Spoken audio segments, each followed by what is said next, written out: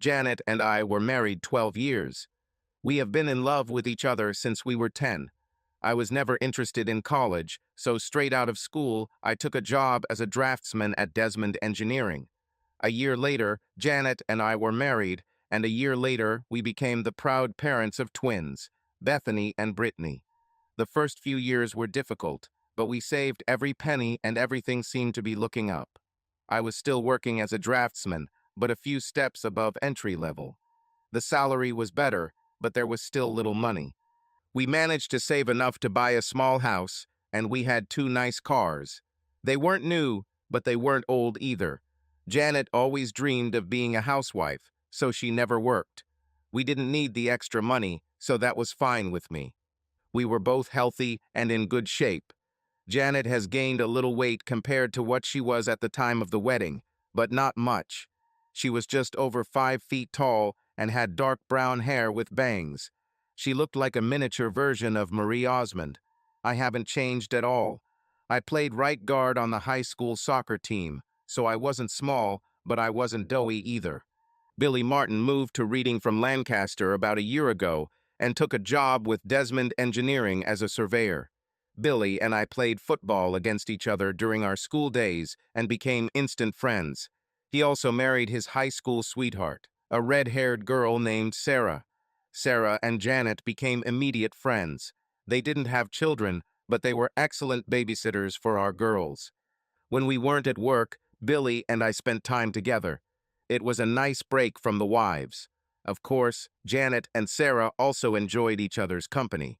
They went shopping, to parties, and met in clubs, while Billy and I watched TV and looked after the girls. Sarah also took a job as a secretary at Gilbert Engineering, which was located just outside of town. About 6 months ago, I started noticing strange things. Previously, TAW meetings were held once a month, but now they are held every week. Sarah had no children, but she always went to meetings with Janet. The frequency of Tupperware and Magic Chef parties also increased, but they never bought anything. They joined a book club, but didn't find time to read. On weekends, they went shopping for a few hours, but returned empty-handed. Janet's collection of expensive lingerie was growing, but I didn't get to see it. It was starting to bother me, but I didn't talk to Billy about it because he didn't seem to notice. I didn't want to cause trouble if nothing was actually happening.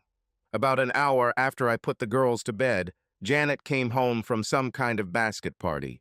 She showered before Sarah picked her up and showered again immediately after returning. This seemed strange to me. While she was in the shower, I quickly checked the laundry basket and found black lace lingerie. Who wears black lace lingerie to a basket party? I'm not used to checking my wife's underwear, but that evening I did it and discovered what I unfortunately thought. I put it in my pocket. I've never rummaged through my wife's purse, but today I did. The only thing I was interested in was her mobile phone. She seemed confident that I wouldn't spy because she hadn't deleted a single call in the last week. The majority of calls were to Sarah, but a significant number of incoming and outgoing calls were to KS, KN, and KV. Of course, I didn't know who it was, but I quickly realized that C stood for cellular, H for home, and B probably stood for work. I checked her address book and noticed that Sarah also had 3 numbers: Sarah's, Sarah N, and Sarah W. I was amazed at how well organized her phone was. I looked at Sarah's work number and noticed that there was an extension added. I looked at the number for KW and found that it was the same number as Sarah, but with a different extension. It wasn't hard to guess that Janet was making and receiving calls from someone who worked with Sarah.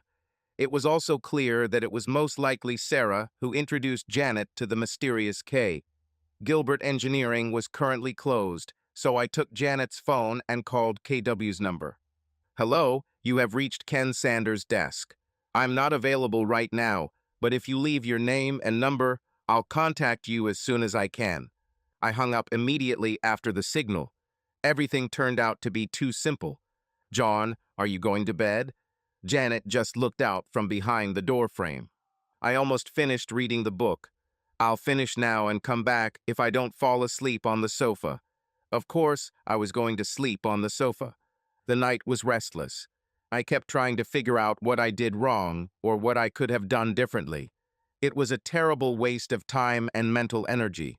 Every time I tried to focus on what I should be doing, my thoughts would go back to what I had already done. I kept looking at the clock, which didn't seem to move. One thing I knew for sure was that I was not going to take the blame for what happened or what was going to happen. I woke up to sounds coming from the kitchen. My angels were having breakfast. Janet taught them to take care of themselves, and it was the right decision. I was stretching and scratching myself when my wife entered the room. "You better hurry up, John, or you'll be late for work." "It's okay, I'm not going to work today." "Why, you never miss." "Too many personal problems." I yawned and wandered into the bathroom. I needed a shower. Janet looked slightly puzzled. When I returned, the girls had already left for school. I poured myself some coffee and sat down opposite my wife. She reluctantly raised her eyes, expecting something, but not understanding what. "Tell me about your novel." I didn't want to beat around the bush, but I was almost sure that she wasn't going to just reveal her soul. "Come on, John. Is that why you're so gloomy? Do you seriously think that I'm cheating on you?" "Yes. Now tell me about your novel." "We've been married for 12 years, John. Why would I do this?" "Janet, I have a lot to do today, and I'm not going to sit here and play games." "I'll ask again. Tell me about your novel."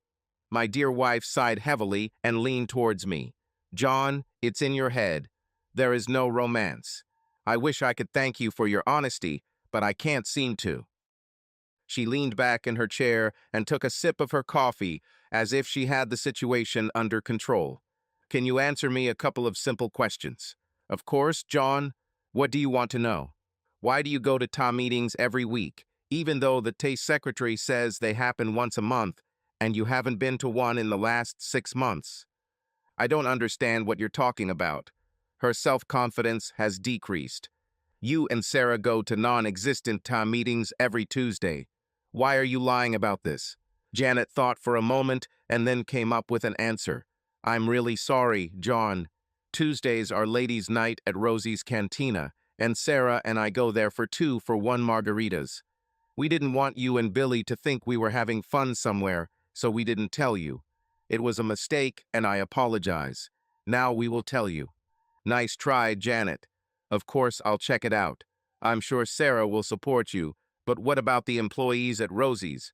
"John, you're making a big deal out of this. When you go to your Tupperware parties and such, why do you take a shower before you leave and another when you come back?" She thought again. "Many women at these parties smoke. When I come home, I want to get rid of the smell from my hair. It's not that big of a deal, John." "Why do you wear pretty underwear to these parties?" "You never wear it for me, except on special nights. Every night you hang out with these housewives, you put on your best." "Why?" "I don't have a good answer to this. Sometimes you want to dress up when you leave the house." Her lies and evasions began to piss me off. It was time to put an end to this. I was angry, and it was difficult for me to control myself. "These are the same panties you wore yesterday." I threw them on the table. "When you returned home, they were wet and sticky. I know that this, and this is not mine." Janet shifted in her chair.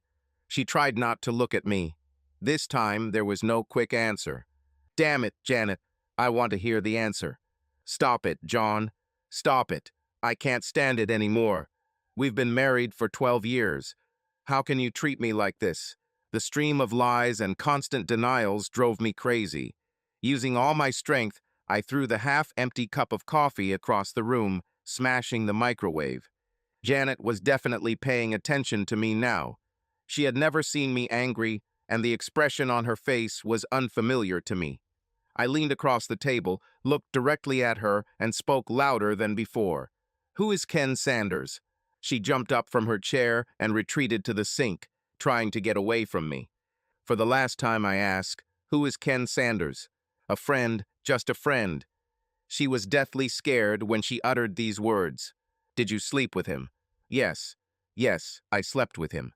"Did you sleep with him yesterday?" "Yes. Yes, I slept with you." "Stop it, John. Please stop." "I'm sorry. I'm sorry. Please stop." She stood at the sink, sobbing bitterly. I took a new cup, poured myself some coffee, and sat down. A moment later, Janet's phone rang. Her eyes darted from me to the phone and back. "This is Ken calling. I think we should answer." I pressed the speakerphone and answered the call. "Good morning, dear. I just came to work and saw that you tried to call my work number last night. Did you forget something at my house?" Janet, or maybe I should call her darling, looked thunderstruck. Silence reigned. "Janet, are you here? Did something happen?" She looked at me with a scared expression on her face. I nodded for her to answer. Ken. She hesitated. "Ken, my husband is here. He knows about us. You're on speakerphone." He didn't hang up, but he didn't answer either. I decided it was worth letting him go. "Ken, buddy, I have a few things to do today, but I promise to come see you after lunch. Perhaps you should dial 911 ahead of time." I ended the call and put the phone back in my pocket. Janet stood at the sink in her robe, shaking. "I'm leaving. I have just one question. What is the name of the guy Sarah is dating?" "John, no, please don't make me." The second cup flew across the room and crashed against the wall next to the sink. Janet pulled back and stammered, "Calvin. Calvin Bostic. I'll be back after lunch, so that by this time you will no longer exist. My mother will look after the girls until we decide what to do. Anything you can't fit in the car, I'll bring it to you myself. Tell my mother where you will be. Don't call me." She didn't move or say a word when I left the house. I had no idea what to do next. I decided to stop by the office and talk to Billy. I considered him a friend and thought he should know what was going on. It was easy to guess that Sarah met Calvin at work and became friends with him. Ken was probably Calvin's friend who needed a girlfriend. Perhaps I was simplifying all this too much, but it seemed to me that I was close to the truth. Billy was not in the office. He was at the site, putting some marks or something like that. I called him on his mobile. "Billy, I'm sorry to bother you, but I have bad news." "Was anyone hurt?" "Not yet, but soon someone will get hurt." "What the hell are you talking about, John?" Janet and Sarah got themselves boyfriends. On the nights they had to go to meetings and Tupperware parties, they met them. "You are sure?" "John, I don't believe you. This is some kind of nonsense. Ask Sarah about Calvin Bostic. He works at Gilbert with her. I think she introduced Janet to another guy from there." "Crap. Are you sure?" "Damn it, John. I know Calvin Bostic. We studied in the same class." "What about Ken Sanders?" "Yes, I know him too. Tall, skinny guy." "Billy, I think Janet will warn Sarah as soon as she can.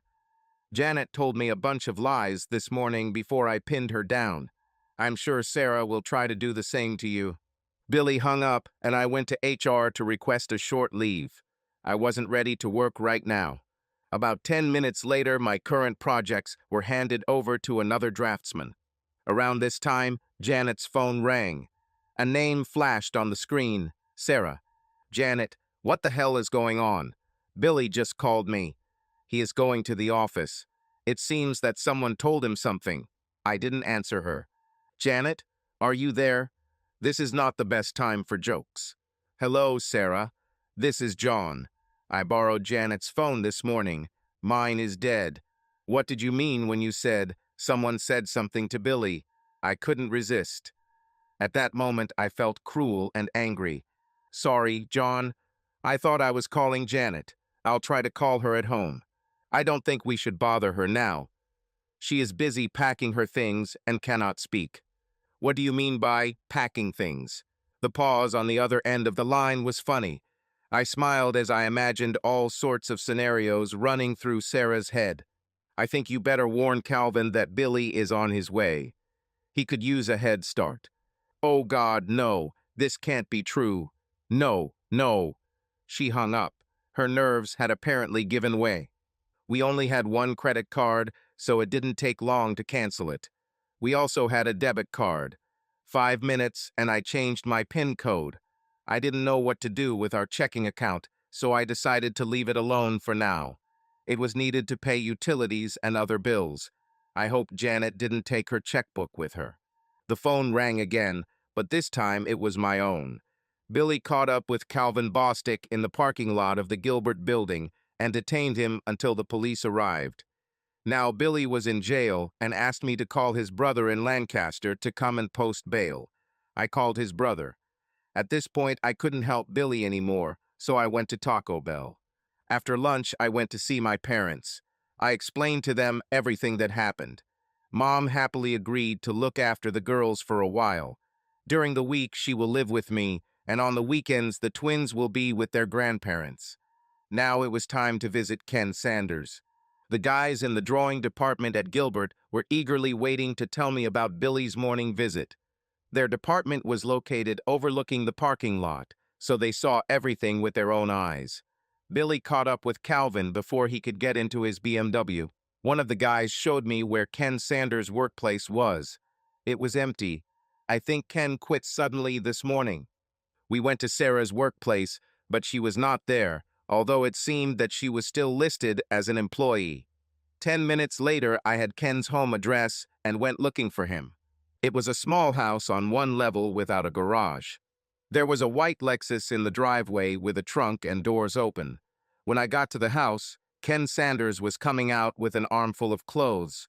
As soon as he saw me, he dropped everything and rushed back into the house. I clung to his discarded belongings and saw him run out the back door as I walked inside. I couldn't help but laugh. I'm not Billy, I'm not dangerous. I'm a good guy. The house looked like a furnished rental place, so Ken didn't have a truck to move things around. Another 10 minutes and he would have left. I wanted to talk to him, but I wasn't ready to chase him. I looked around the room for anything interesting and came across a few pleasant surprises. The first thing I found was his cell phone. It was lying on the table in the living room next to a folder containing his passport and personal documents. There was a nice laptop on the dining table. I didn't find anything else interesting, so I collected some trophies and left. I didn't want to do anything illegal, so I resisted the urge to destroy his car. She was beautiful. Of course, taking things from the house is a crime, but damn, he left the door open and anyone could have taken them. Still, I could not completely resist and let the air out of one of his wheels. He will have to unload all the things from the trunk in order to get the spare tire, and he will probably do this with one eye, looking around the street to see if I am returning. I'll deal with him later. Now he understood the message. I stopped by the prison to visit Billy. His brother was there, and they were doing paperwork, so I just waved and smiled at him. He seemed to have everything under control. Mom was already at my house and started preparing dinner. We chatted for a bit, and then I took the things I took from Ken to the office where I kept my computer and stuff. But before I could watch anything, Beth and Britt returned from school. I decided it would be better to tell them what was going on before they started asking questions, but I didn't have time. Hello, Dad. What does Grandma do at our house? Where's Mom? Bethany spoke first. My mom and I decided to take a little break from each other. She will live with her parents for a while. Brittany started to smile and Beth rolled her eyes and groaned. I won. Ha ha, I won. I told you so. Britt gloated and her sister frowned. What's happening? What's so funny? Brittany volunteered to explain. Beth and I made a bet. I said that your mother is cheating on you, and she said that this would never happen. Looks like I won. I didn't say that Mom is cheating. Dad, we are not fools, and we shouldn't be considered children. We know everything. I just didn't want to admit it. Britt is right. Mom is cheating on you. How did you know? I only recently found out about this myself. Dad, you are a little slow and too trusting. Brittany put her arm around my shoulder. It was strange to feel a 12-year-old girl trying to calm her father down. One day, when Mom and Sarah said they were going shopping at King of Prussia, Mom wouldn't let Britt and me go with them. She said it was a grown-up day for shopping, and then she would take us with her sometime. When we got back to school on Monday, several kids said they saw her with some guy at Nobles Grove Amusement Park. We called them liars, but one girl had a photo on her phone. It was all pretty obvious. I thought there must be some explanation, but Britt said Mom was cheating. Why didn't you tell me anything? They both just shrugged their shoulders. A couple of weeks later, Tracy Mercer's parents saw Mom, Sarah, and two guys at TGI Fridays in Allentown. They told Tracy about it when they got home. I sat shocked by this confession. Luckily, Grandma invited us for dinner. We discussed the issue no further at the table, and I left before dessert was served. Luckily, the girls decided not to bring up the issue for the rest of the evening. I was glad about this. I just started browsing the laptop. Ken when his phone rang. This was the text message. "Dear Ken, sorry about the problem. Love, Janet." I'm no expert at texting, but even I had no trouble reading this. It was sent from Sarah's phone, which meant Sarah and Janet were together. I couldn't resist the temptation to answer. "Thank you, John." Now she knew I had Ken's phone number. I spent the next few hours going through files and folders on Ken's laptop. There were no letters between Janet and Ken, but there were a few letters between Ken and his friends in Lancaster that turned out to be quite interesting. I was shocked by what I read, and I definitely didn't like it. Janet and I had been together almost our entire lives, and now I learned that I never really knew her. She seemed to have become more close to Ken in less than a year than she had become to me in almost 20 years.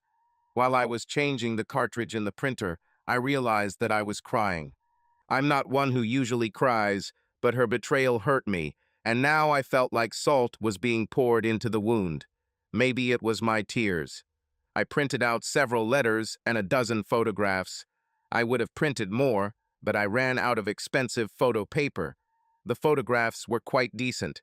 Beth looked in the door and asked if she could call her mother. I felt that I could not refuse her. My mother was next to the twins when they talked to Janet and heard everything. She didn't eavesdrop, but the girls didn't try to hide anything. Mom later told me that they did not spare Janet and placed all the blame on her. The conversation lasted less than 5 minutes. These letters were extremely interesting. Ken received a job offer as an engineer at an alternative energy plant in Spain. He was due to start work in 6 weeks. It appears he has not yet notified Gilbert of his resignation. I'm sure Sarah knew, but no one else in the office talked about it. He had all the documents for the trip ready, except that I had his passport. Sure, he could get a duplicate, but he had to hurry if he wanted to make it in time. He could have reported to the police that I stole his passport, but to be honest, I didn't think he would do that. He hasn't booked his plane tickets yet. One of the letters to a close friend clarified a lot. Janet planned to get a divorce after joining Ken in Spain. She understood that I would never allow her to take the girls abroad, so she was going to declare me an incompetent father. The letter didn't have many details about how she was going to do this, but it did say that it would be serious enough to revoke my visitation or custody rights for the twins. It was just mean. Ken wrote the letter, so it was all his words, but I would have liked to have something written by Janet herself. However, I had to make do with what I had. I printed several copies of this letter. Mom dozed off watching Lino, so I sent her to our bedroom to sleep. The girls were already in their rooms. I fell asleep on the sofa. There were 4 empty beer bottles on the table in front of me. I woke up to the smell of freshly brewed coffee and frying bacon. Mom always prepared hearty breakfasts. The girls were already finishing their breakfast when I sat down at the table. I had to listen to a few jokes before I could start working on my eggs. The conversation flowed easily until it was time for the school bus.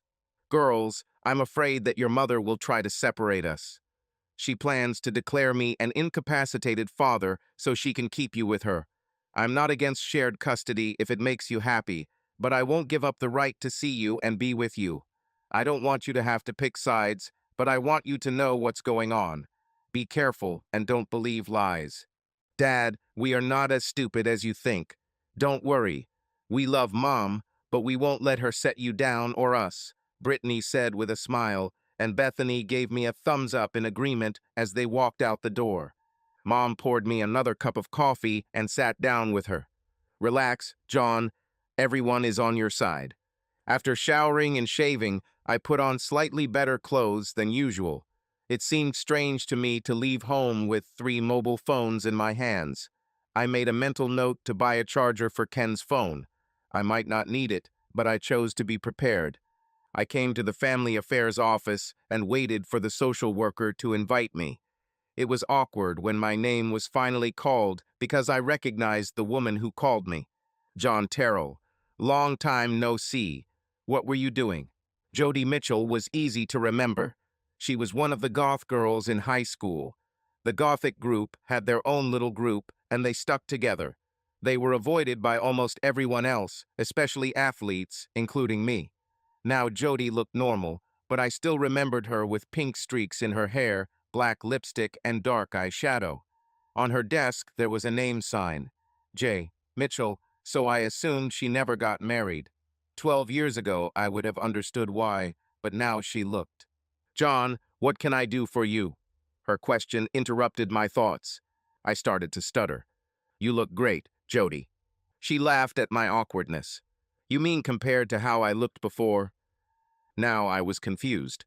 Probably yes, but I didn't want to say anything like that. Relax, John. I was in my second year of college when I realized that I was smart enough to show my real self without any masks. I have been living, as you would say, normally for almost 10 years now. I'm definitely more comfortable with the normal Jody. Damn, that sounds patronizing. It's hard for me not to get into trouble. I'm sorry. Forget. Now to the point, why are you here? Before we start, can I ask a question? Do you have some kind of file on me? Any information? Her fingers ran over the keyboard like a pianist. No, John, nothing. You married Janet Wilcox, right? Yes. There's nothing in her name either. It looks like you feed your children and don't hit them. You have children, right? Yes, 12-year-old twins, Bethany and Brittany. Great. Now tell me, what problem brought you here?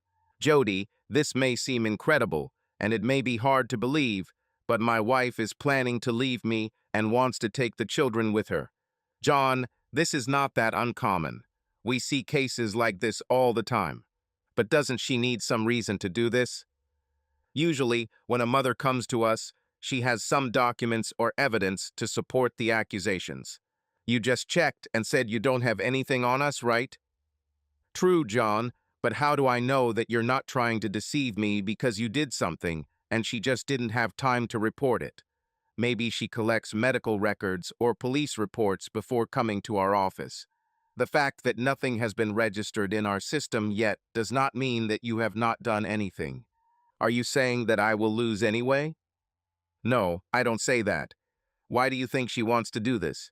I had not intended to show Ken's letter to anyone, but now I realized that I had no choice. I had to ask myself why I was making copies if I wasn't going to show them to anyone. I placed one of them on the table in front of Jody. Where did you get this from? I took it from a computer that I obtained illegally. I know it's not legally binding, but at least it's something that confirms what's going on.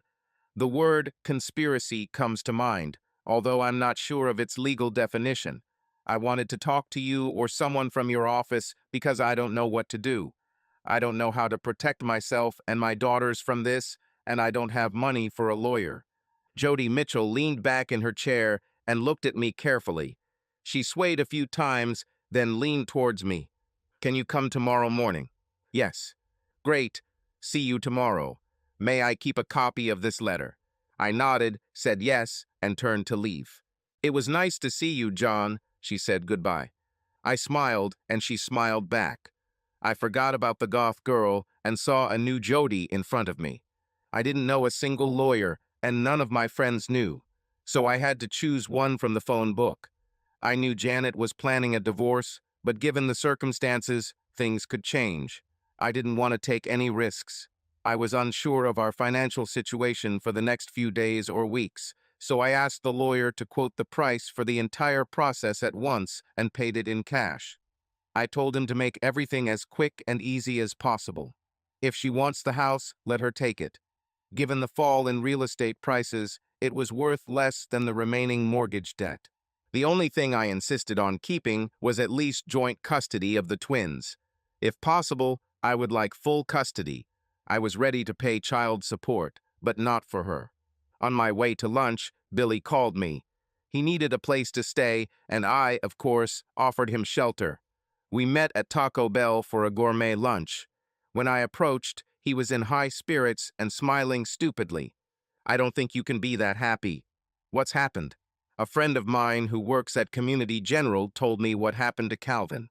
Sarah came to visit him, and at that moment his wife and 2 children entered the room. Sarah didn't even know that all this time she was just a toy. Things got so tense that hospital security was forced to escort Sarah to the exit. I stopped by the Gilbert Company to talk to her, but she no longer works there. She quit. I think she's home now, but I'm not sure. Why didn't his wife live here with him? Don't know. Why didn't he go to her on weekends? I don't know that either. Honestly, I don't care.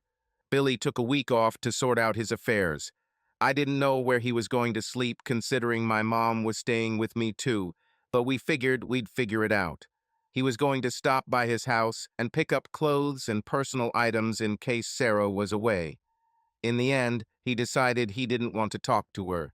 I was on my way to see my insurance agent, but I never got there because the phone rang. John, this is Cameron Wilcox.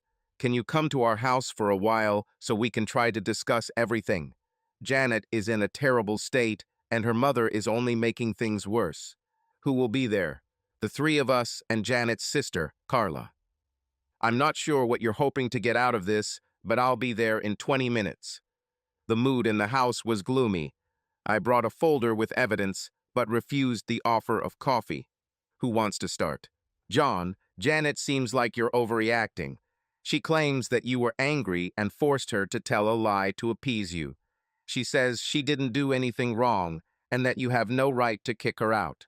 Apparently, my dear wife told her parents a very sanitized version of what happened. I understood that she did not want to admit to them that she was unfaithful, but it infuriated me that she was shifting the blame onto me. What do you want me to do, Cameron?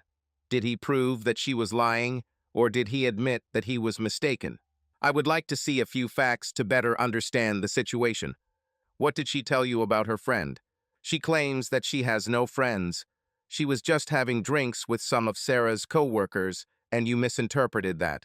Cameron, she's talked on the phone with this friend more than 80 times in the past month.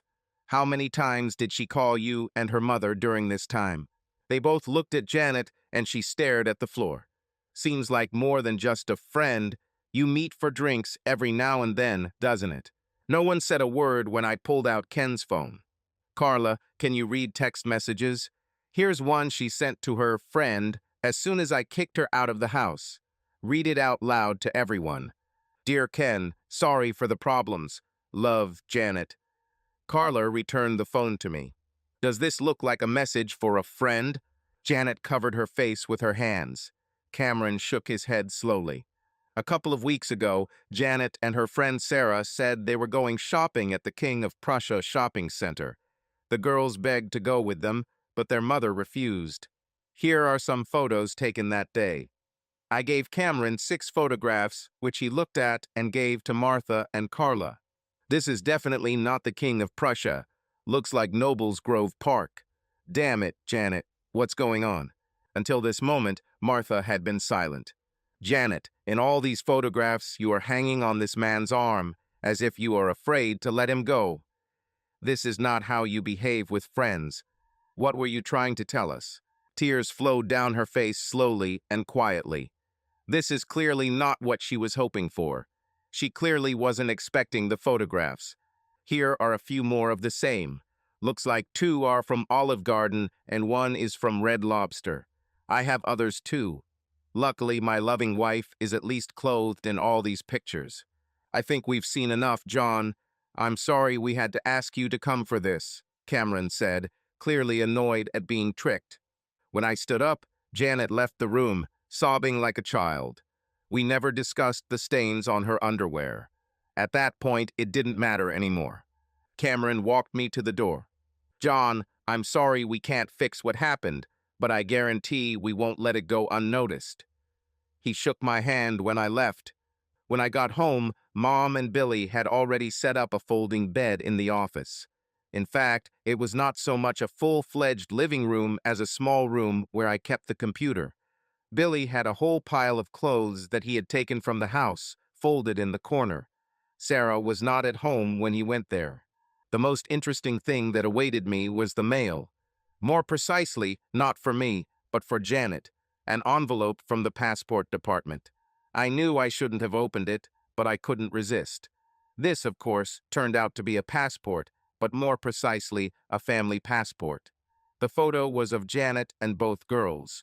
I remembered that the girls said that they were taking pictures, but I could not imagine that it was for such a thing. Of course, the envelope did not contain my passport. I immediately called Cameron and told him to tell Janet that her passport had arrived. If she wants it, she should send Ken to get it.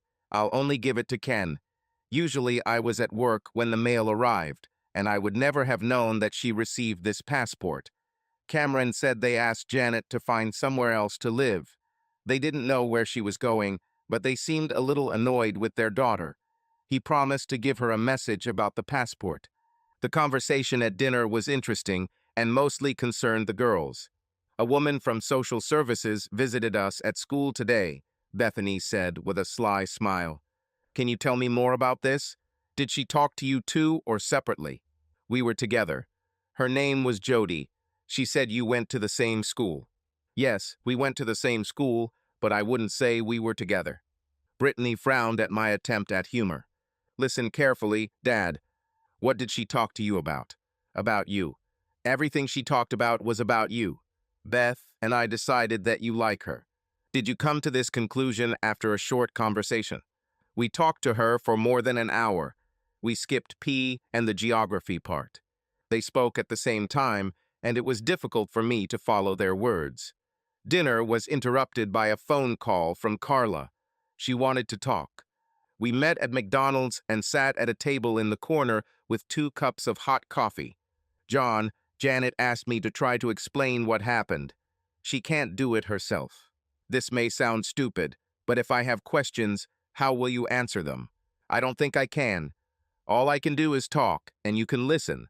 I'm sure I'll mix something up because a lot of what she said sounded like complete nonsense. You give the impression that you are saying that you have no answers, only excuses and explanations. I always knew you were smart, John. Let's get this over with. I have more important things to do." "It's all Sarah's fault. She was the one who started cheating on Billy and made it exciting and romantic in Janet's eyes. Janet said she had never experienced anything like this, only you, loving and reliable. When Ken Sanders started working at Gilbert, Sarah persuaded Janet to join them for evening drinks and dinners. While they spent time together, Sarah and Calvin often disappeared for privacy, leaving Janet and Ken alone. As a result, they also began to flirt, and soon everything grew into a full-fledged romance. Once it started, she couldn't or wouldn't stop. Ken impressed her with his stories of what he had done and what he was going to do. She wanted to go with him and share it all. When he invited her to go to Spain, she immediately agreed. Her biggest problem was not leaving you, but leaving the girls. She knew you would never let her take them abroad, so she was going to figure out a way to make you look like a bad father. Now she understands that it was a mistake. After talking with the girls, she realized that they were closer to you than to her. She decided she wouldn't try to take the twins if you agreed to an unconditional divorce. "That's all? This is all?" "Yes, that's all." "Fine. Tell her she can file for divorce. I won't argue if everything is as you described. Oh, John, one more thing. Janet would like to get her passport. Do you have it with you?" Now everything has fallen into place. I didn't know how exactly she was going to pull this off, but I suspected that she still hadn't given up on the idea of taking the girls with her. They would have resisted with all their might if she had tried, but with a family passport, this plan clearly failed. "Carla, my coffee is cold. I'll go home and take a hot shower. Don't call me anymore." "John, what the hell is going on? How did I make you angry? You know perfectly well what you did. Do you and she seriously think that I'm that stupid? Go back to your cheating sister and tell her that she will never be able to have my daughters. And since you decided to help her, I will have to ask you not to communicate with my girls anymore." Carla immediately called someone on her cell phone as I was leaving McDonald's. I can only guess who it was. The next morning, I arrived at the social services office before it even opened. You can't live without me, right? Jody walked up to the building with a big smile on her face and a glass of Starbucks coffee in her hand. She motioned for me to come in and apologized for not bringing extra coffee for me. I think you already know that I talked to your daughters yesterday. I nodded and smiled. For some reason, I felt out of place, although this was the second time in the last few days. Since I've been with Janet almost my entire life, I've never had the opportunity to develop social skills around other women. Now it was making itself felt. Is something wrong, John? It's not like that. I wasn't trying to be rude, I just couldn't find the right words. Sorry, Jody. I think I'd better leave. I'm not in a position to discuss this today. I'll call you later. Before I go, I want to let you know that I am filing a restraining order against your wife. I can't stop her from seeing the girls, but I can stop her from taking them out of state or denying you the right to have contact with them. The papers will be delivered to her before noon. This message made me smile, but I left the office anyway. I headed to the nearest Starbucks. Damn, the coffee in his cup actually smelled good. Everything was under control until today. Now I feel depressed and confused. I drove around the city and then went home. Billy said Sarah had moved back in with her parents, who lived near Ephrata, so he was moving back into his house until he could sell or rent it out. He spent the entire morning at the bank, the insurance company, and the lawyer. He would like to try to get compensation from the Gilbert Company, but they did not have a policy against office romances. His lawyer said it would be difficult. Billy also stopped by the hospital and learned that Calvin was being discharged. While his wife was doing paperwork, she saw Billy. Before he could leave, she approached him and explained that she was trying to convince Calvin to drop the charges against Billy. Her words surprised him even more when she thanked him for his help. It turned out that she had been trying unsuccessfully to reason with Calvin for several years. After Billy left, I just sat on the porch and drank beer. Mom bought me a meatloaf sandwich and joined me. We sat in silence until she finished her beer. She said that her father would come for dinner and stay the night. When Jody Mitchell arrived, Mom went into the house. Jody sat next to me, but declined the offer of a cold beer. We sat there for a few seconds before she spoke. I handed the documents to Janet an hour ago. She was furious. By the way, she was staying with her sister. I finished my bottle of beer. I think this is good news, but why do I still feel so bad? There is nothing good in such matters, John, only less bad. I took out another bottle, but didn't open it and put it back in the refrigerator. Could you stop by and explain this to the girls? I communicate well with them, but no matter how hard I try to choose my words, it will seem to them that I am blaming their mother. I'm afraid that if I do this, I will somehow alienate them from me. I don't want this. How about 7 in the evening? I nodded and she went to the car. Halfway there, she stopped and looked at me, which was a good sign for me. I smiled. She responded with a smile. Jody stopped by that evening and had a long talk with Beth and Britt. Meanwhile, Billy and I were cleaning out everything in his house that reminded us of Sarah. Soon Jody began coming to our house several times a week. Over time, she began to spend more time with my mother than with the girls. I noticed that she was avoiding me. This suited me, but it made me curious. One evening, after the girls had gone to bed, she sat next to me. I decided that I should talk to her. But before he could, she spoke first. John, do you have any wine? Well, in general, yes. My communication skills still left much to be desired. What does it mean? I don't have wine with a cork, only with screw caps. She thought it was funny. Bring me some red and grab a bottle. The bottle looked more like a jug, but she didn't mind. I poured her some wine and we started sipping. Finally, I forced myself to break the silence. I think the girls get a lot from your visits. How long will you have to visit them? Oh, the girls are fine. They don't need me to see them anymore. I'm coming to see you. I don't understand. You hardly talk to me when you come. I thought that's what you wanted. Not really. I was just afraid that you had some kind of rules prohibiting communication with clients. Her soft laugh made me feel more comfortable. It's surprising that you didn't even ask about my tattoos. What tattoos? She was obviously trying to make light conversation to relax me, and I appreciated her plan. I have 4 tattoos, done in school. 3 of them are easy to find, but one is hidden. Will you show them to me, or will I have to look for them myself? Looking is more fun, but I need a little more wine. We both laughed as I filled her glass to the brim. The search was much more fun since we had to be quiet so as not to wake the girls. The 4th tattoo was indeed in a very intimate place, and I looked at it for a long time before it pushed me away. Jody left before the girls woke up, but I had a strange feeling that they understood everything. I called my lawyer to complete the divorce papers and give them to Janet. She will have to come to terms with what I suggested, or file for a divorce herself. At that time, she was still living with Carla when she was given the papers. There was no answer, and she didn't even call me. Several weeks have passed. Things weren't going well with my father.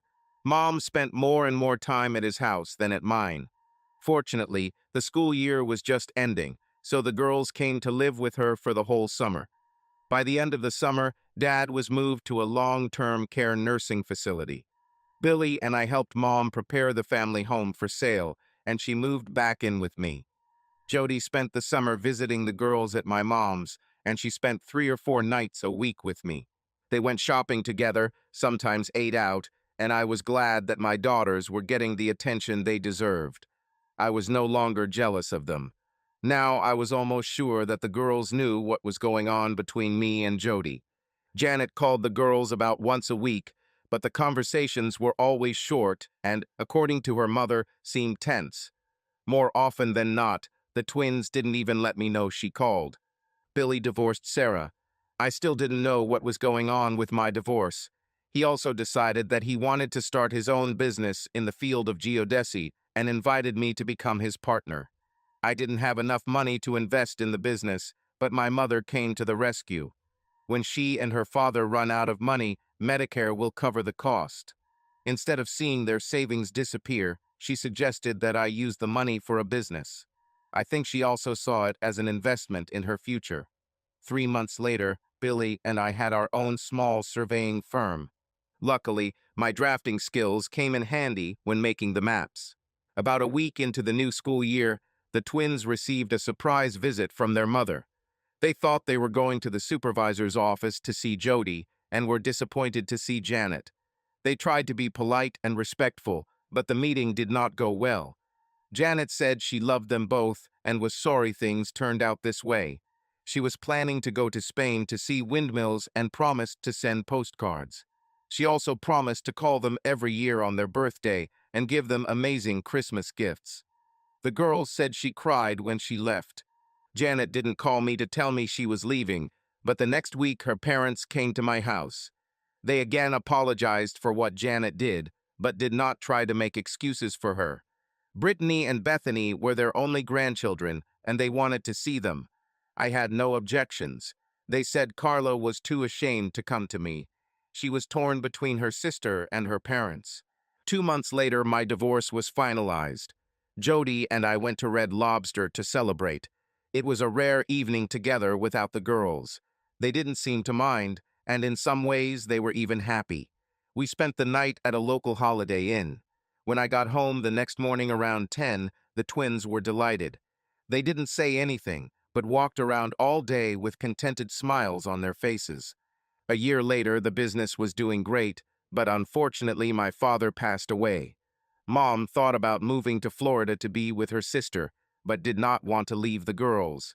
The twins thought that their grandmother should leave. They carefully explained to me that Jody could take her place, although she was not as good a cook as my mother. They also insisted that they were now old enough to live in separate rooms. It was an obvious and very good plan. For their birthdays, the girls received cards from their mother, but there were no calls. She also sent many postcards of Spanish windmills. I never understood what was special about them. For Christmas, she sent them 2 gorgeous embroidered dresses, but didn't take into account that teenagers grow up too quickly. Both girls were not upset that the dresses were too small. Gilbert Engineering became our largest client. Billy was pleased to learn that Calvin was now teaching electronics at a vocational school in Lebanon County, a significant downgrade from his previous position. Calvin was no longer married. Sarah remarried and moved to California. Ken Sanders lasted less than 6 months at his new job. Now he was working in the USA again, but no one knew exactly where. Billy contacted his school's alumni association to try to find out where he was. My best friend always thought I got off too easy with Ken. The strangest thing was that the girls still continued to receive postcards with pictures of windmills. There was no information on the cards, just general phrases like, "Love, Mom." Cameron told me that Janet called them several times. She worked at a travel agency in Barcelona. She never mentioned Ken or gave any details about what happened between them. Jody and I took a short trip to Maryland for a quiet wedding. A year later, she was expecting a child. Brittany and Bethany were just as excited as we were. They were looking forward to the arrival of a little goth girl in the family. I guess it was some kind of private joke between them and the new mom. They never told me what it meant. I never understood what the Spanish windmills meant. Subscribe to our channel so that your love doesn't cheat on you, and go ahead and listen to the next story, because this story is nothing compared to the next one. If you're under 18, don't even think click to the next one. Click to the next one. Click to the next one.